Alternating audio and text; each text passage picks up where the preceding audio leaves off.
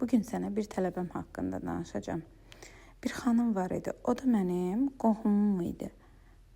Bir xanım da var. O isə bizim qonşumuz idi.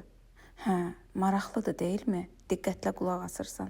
Bu xanımlar haqqında sənə nə danışacağımı eşitmək istəyirsən.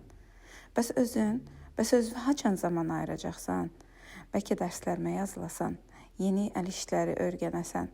Həm bu əl işləri ilə özünə hobi edinmiş, həm də maddi olaraq öz qazancını artırmış ola biləcəyini bilirsənmi?